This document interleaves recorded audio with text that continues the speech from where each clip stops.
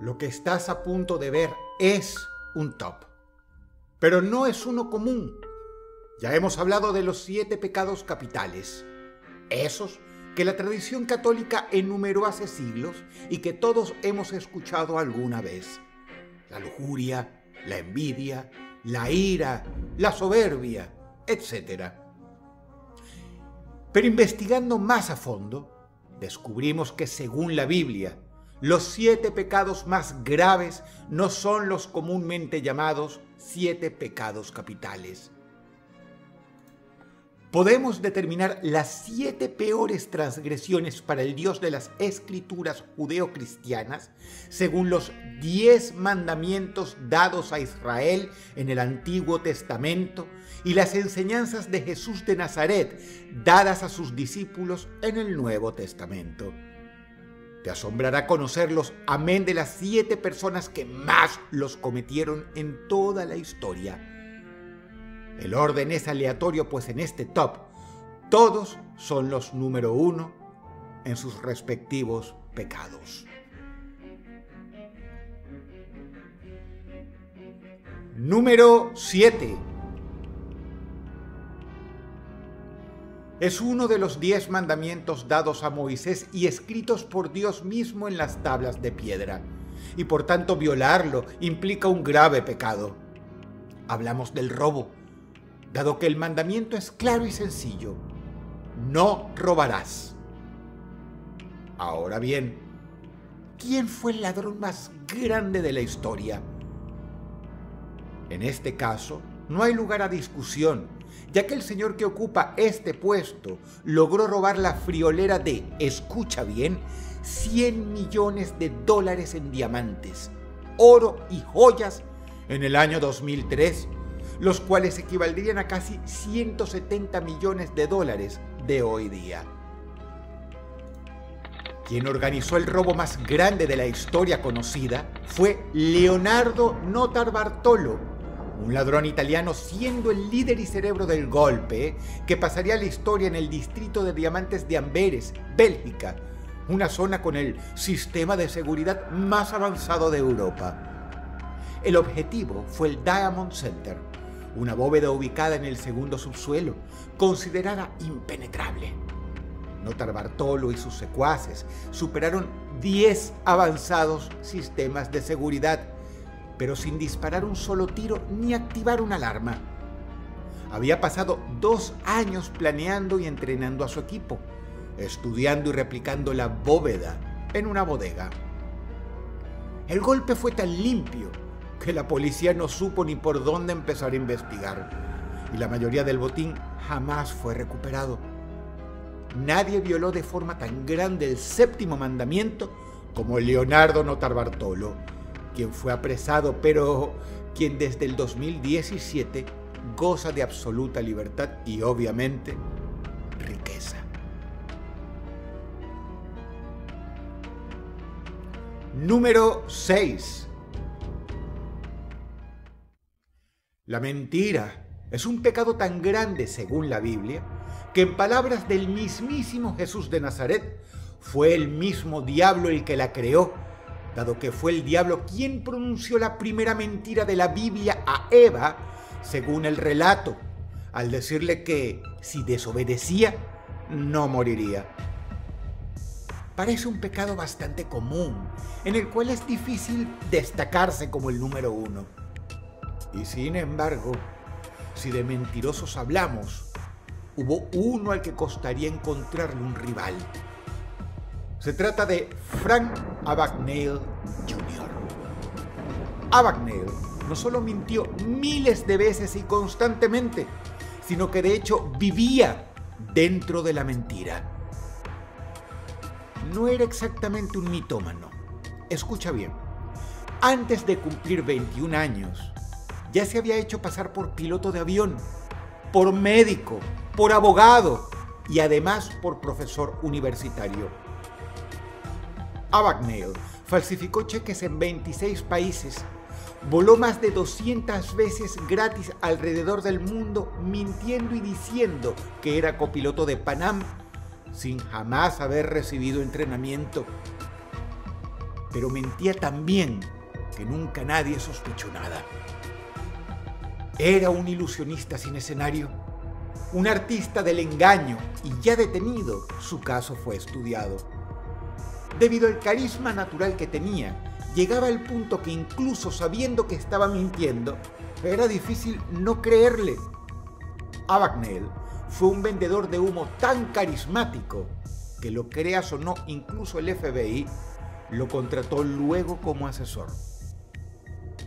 El pecado de mentir no se trata solo de decir falsedades. Se trata de vivir como si la verdad no existiera. Y en eso nadie nunca superó a este tipo. Número 5. El pecado que ocupa este lugar es una violación flagrante de otro de los 10 mandamientos.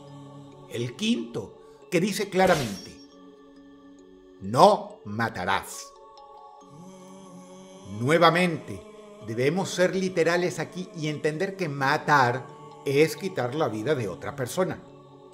Hubo políticos que dieron órdenes de matar o cuyas políticas provocaron la muerte de muchos. Pero el caso es que alguien tuvo que ser el autor material de los asesinatos como tal. Ese alguien es el responsable directo, el que pudo decir no mataré, y sin embargo con sus manos quitó la vida de un semejante. Asesinos múltiples hubo muchos a lo largo de la historia. Seres abyectos que mataron con sus propias manos a cientos de personas.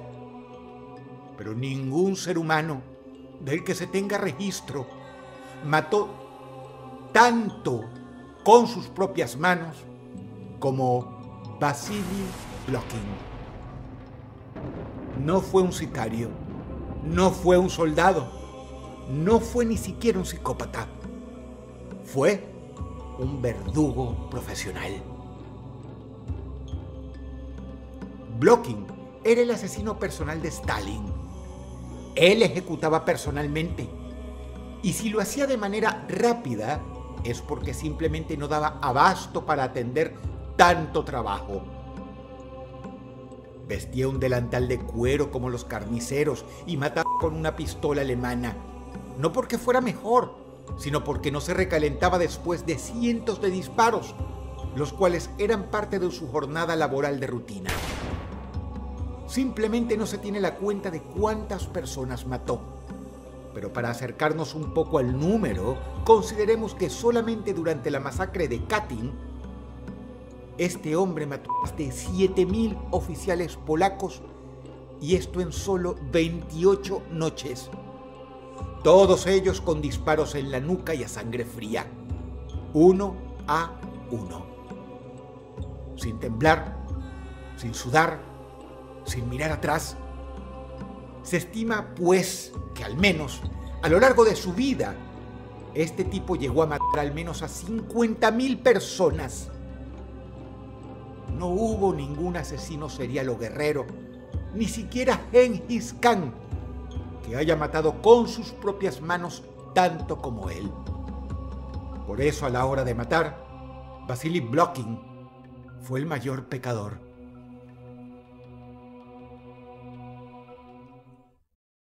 Número 4. El adulterio es un pecado gravísimo tanto para judíos como para cristianos, ya que cometerlo es violar el 7º mandamiento del Antiguo Testamento. Jesús de Nazaret fue más lejos, enseñando que incluso pensar en cometer adulterio se considera un pecado dentro del corazón. El adulterio se refiere estrictamente a las relaciones sexuales fuera del matrimonio por parte de personas casadas.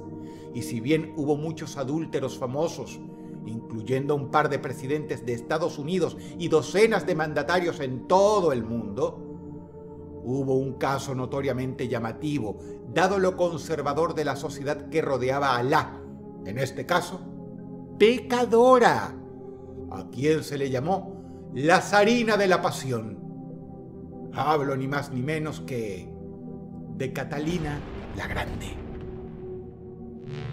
Catalina se casó a los 16 años con Pedro III, un hombre bastante mayor, el cual, con su proverbial frialdad, no lograba saciar el fuego que consumía a aquella joven. Por tanto, Catalina comenzó a tener amantes uno detrás de otro, y no solo eso, sino que los acomodaba en puestos importantes de la corte para tenerlos cerca y desfogar con ellos sus pasiones. Jóvenes, guapos, obedientes y reemplazables. Catalina hizo del adulterio una práctica tan frecuente que hasta tenía asistentes mujeres reclutadas de prostíbulos cuya única función era evaluar la virilidad de los candidatos antes de que llegaran a sus aposentos, ya que solo aquellos que demostraban ser auténticos sementales tenían el privilegio de pasar a engrosar el harem masculino de la zarina. El adulterio en Catalina no era una excepción, era una política de Estado. Porque además de sus múltiples amantes, Catalina se encamó con diplomáticos, generales, nobles, poetas y hasta con alumnos del colegio militar. No amaba a un hombre, amaba la sensación de poder al seducirlos. Para ella, el matrimonio fue una formalidad inútil. La fidelidad, un mito. Y el pecado, parte del protocolo imperial. Número 3. La blasfemia es un pecado tan grande que en el Antiguo Testamento se ordena que ni siquiera se pronuncie el nombre de Dios en vano, y esto es por el riesgo de blasfemar incluso sin querer. Por otra parte, en el Nuevo Testamento Jesús enseñó que existe un solo pecado imperdonable, y es precisamente un tipo de blasfemia: la blasfemia contra lo que Jesús llamó el Espíritu Santo, es decir, el espíritu o poder de Dios mismo. Y sin embargo, hubo un hombre en Francia que hizo de la blasfemia un arte maldito, del maldecir un motivo de vida, del sacrilegio una costumbre inevitable. Hablamos del profeta de la perversión, de Donatien Alphonse François, quien pasaría a la historia como el Marqués de Sade. A diferencia de otros blasfemos, él no insultó a Dios, fue más lejos y lo parodió, lo despreció, lo convirtió en personaje dentro de sus relatos inmundos. En los 120 días de Sodoma, su obra maestra de horror sexual, describe con lujuria rituales donde curas y monjas cometen atrocidades inimaginables en aposentos divinos y con símbolos sagrados. Sus libros son sacrilegios literarios donde la virtud es pisoteada y la religión sinónimo de hipocresía y represión. Donatien Alphonse François fue encarcelado decenas de veces por sus blasfemias, condenado precisamente por el cargo de blasfemia. Pero el impenitente marqués jamás se retractó, y se cuenta que, privado de toda pluma, llegaba a escribir con su propia sangre o con su propia mierda las más espantosas blasfemias en su propia celda. El marqués no blasfemaba por error o rebeldía juvenil. Blasfemaba porque le daba placer, y aún hoy su nombre es sinónimo de sacrilegio, blasfemia y depravación. Sin duda, el más famoso y posiblemente el más grande blasfemo de la historia. Número 2. La codicia es otro pecado directamente condenado en uno de los 10 mandamientos que nos dice: no desearás la casa de tu semejante. No desearás cosa alguna que pertenezca a tu semejante. está emparentado con la avaricia, pero no es lo mismo. Un avaro tiene límites y lo que padece es un excesivo apego a todo lo material que posee. Pero un avaro puede estar conforme con lo que tiene, siempre y cuando nadie se lo quite o no lo pierda. Pero un codicioso es un ser que nunca está conforme con lo que tiene. Siempre quiere más. Y ahora que entendemos claramente lo que es la codicia y su diferencia con la avaricia, pocas dudas nos van a quedar de lo merecido que tiene este puesto, ni más ni menos que el devorador de fortunas, el infame Bernie Madoff. Porque la codicia de Madoff era tan grande que no quería ser simplemente millonario o billonario. Él quería ser el dios del dinero. Durante décadas, su fondo de inversión prometía ganancias constantes, incluso en las peores crisis. Y es que precisamente este hombre hacía un culto tan grande a la codicia, que era mediante la codicia que seducía a sus víctimas.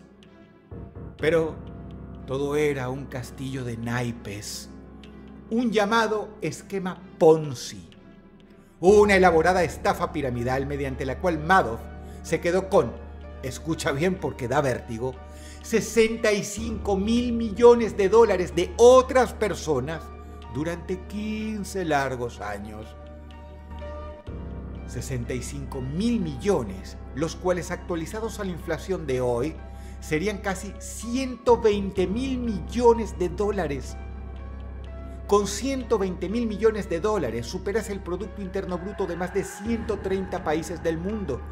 Es decir, podrías comprar un país entero. Pero para Madoff este dinero nunca era suficiente. Él seguía estafando y acumulando más y cada día más. Estafó a universidades, fundaciones, jubilados y también a familias enteras. Destruyó vidas con una sonrisa y cuando fue descubierto no hubo rastro de arrepentimiento, sino más bien pesar por no poder seguir enriqueciéndose. Pagó un precio caro por su codicia, ya que su propio hijo mayor, avergonzado de llevar su apellido, terminó quitándose la vida. Y Bernie murió solo y enfermo en prisión. Número 2. Número 1. Lo que mora aquí es, para el Dios de la Biblia, posiblemente uno de los pecados más graves, ya que no uno, sino 2 de los 10 mandamientos lo prohíben tajantemente. Hablo de la idolatría, el acto de adorar o rendir culto a dioses falsos. Es difícil superar como idólatra al emperador romano Cayo Julio César Augusto Germánico. El nombre no te suena, ¿verdad? Déjame ayudarte. Este tipo pasó a la historia por su sobrenombre, ni más ni menos que Calígula. A diferencia de sus predecesores, Calígula no adoraba a dioses. Se adoraba a sí mismo como Dios supremo y obligaba de hecho a todos a rendirle culto en la más absoluta mansedumbre y devoción. Se proclamó Dios viviente, diciendo que él era una deidad mayor que cualquier dios del Olimpo, y reemplazó estatuas de Júpiter, el mayor dios de los romanos, decapitándolo y reemplazando la cabeza por su propio rostro. Calígula también construyó multitud de templos para que la gente le ofreciera sacrificios ante altares con su imagen. A veces se presentaba vestido de Apolo con una túnica de oro, y otras veces, lo creas o no, el tipo aparecía vestido como Venus, es decir, vestido de mujer. Tras la muerte de su hermana Drusila, con quien tenía una relación incestuosa, la deificó como diva Drusila y ordenó que se le ofrecieran sacrificios en sus templos. Pero había lugar para un dios menor en su religión, el único ser al que permitía adorar fuera de sí mismo: su caballo. El caballo de Calígula era sagrado para él. Por lo tanto, ordenó que este caballo, llamado Incitatus, fuera nombrado senador, con establo de mármol y collar de piedras preciosas. Y si alguien se negaba a arrodillarse ante Incitatus, simplemente moría, y de la forma más espantosa. El culto a Calígula y a su caballo se volvió la religión oficial de Roma, y era una religión fanática y bastante intolerante. El ignorarla significaba tortura y muerte. Se cuenta que Calígula pasaba horas mirándose en pulidos espejos para adorarse, y quienes se le acercaban debían hacerlo de rodillas y pedir permiso para pararse, teniendo prohibido dirigirle la mirada. La idolatría de Calígula fue tan delirante, tan enfermiza, tan megalómana, que su locura dejó una mancha eterna en la historia de Roma. No idolatraba el oro, ni a otros dioses. Calígula idolatraba su reflejo, su sombra y su nombre. Hartos de su locura, sus propios guardias pretorianos lo apuñalaron hasta la muerte. La muerte del que fue probablemente el hombre más idólatra de la historia, su propio fan. Número 1.